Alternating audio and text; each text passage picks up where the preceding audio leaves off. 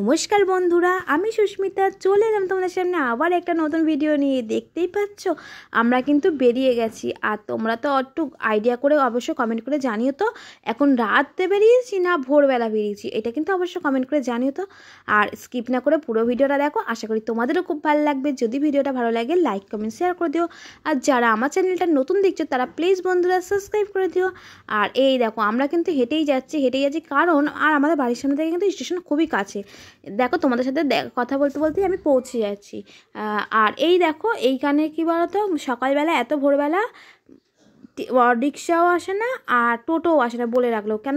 এখন বাজে 4:40, মানে 4:45, 5টাও নয়, 4:40, তার জন্যে। আর এই জন্য আমরা দেখো বেরিয়ে গেছি, হাঁটতে হাঁটতেই চলে যাচ্ছি। আর আমি গোপসোনাকে নিয়েছি, আরও দেখো সবাই মিলে চলে যাচ্ছি 8জন মিলে। তাই দেখো আস্তে আস্তে স্টেশনে পৌঁছেও গেলাম। আর ওর বাবা সেই চলে গেল টিকিট কাটতে। আমি আর ছেলে আমরা 3জন আর গোপসোনা 3জনে বসে আছি।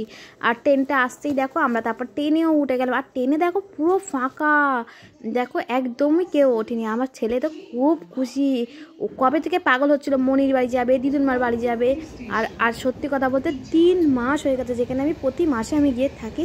আর সেখানে 3 মাস হয়ে গেছে আমি যেতে পারিনি এত। আর আমার থেকে তো আমার ছেলে বেশি, মানে কবে যাবে, কেন ও ওখানে গেলে এখানে আসতেই চায় না, এই জন্যে।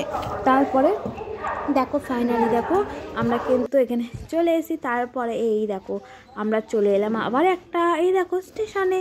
এই দেখো শিয়ালদা থেকে নেমে ট্রেন পাল্টে আবার চলে এলাম এই দিকে ট্রেনে।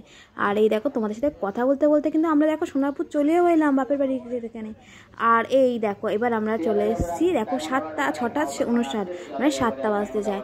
তারপর দেখো ও আর বাবা একটা পেপার নিয়ে নিয়েছিল। আর তারপর দেখো আমরা চলে আসতেই যে দিদি সকাল 10টার সময়, সে নাকি সকালবেলা উঠে গেছে 7:10-15-এর মধ্যে, 7:30-টার মধ্যে এসেই দেখো আমার দেখো টিফিন বানিয়ে দিচ্ছে, এই দেখো স্যান্ডউইচ।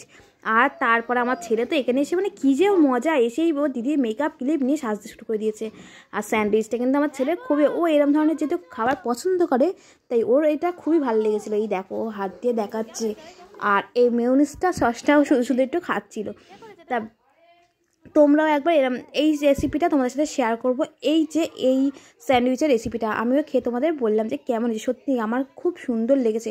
এটা কিন্তু ভেজিটেবিল, এটা কিন্তু এটা কোনো চিকেন টিকেন দেওয়া হয়নি। দেখো বন্ধুরা আমার মা ভালোবাসা দাদাকে ঘুম থেকে ডেকে তুলে দেখো স্যান্ডউইচ খাওয়াচ্ছে। দুই ভাইয়ের ভালোবাসা কাকে বলবে।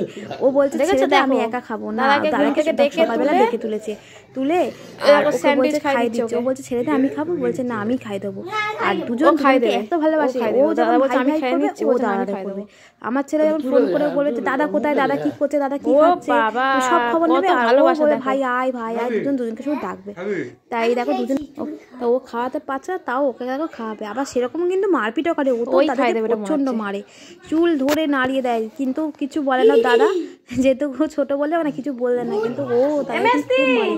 আর এই দেখো তারপরে চলে এসেছিলো মা, চলে এসেছিলো ঠাকুরের আমার গোপসোনা এসছে না, গোপসোনাকে দেখো না না এখানে দিয়েছিল পিঠে আর এখানে পায়েস নতুন করে। আর এখানে জয়নগরের মোয়া এনেছিলাম আমি, তা ওই দিয়ে মাছকে গোপসোনাকে ভোগ নিবেদন দিয়েছিল। আমরা খাবো, গোপসোনাকে করে দেবে না, তাই গোপসোনাকেও মাছকে নতুনত্ব করে দিয়েছিল, সব কিছু ভোগ নিবেদন করেছিল।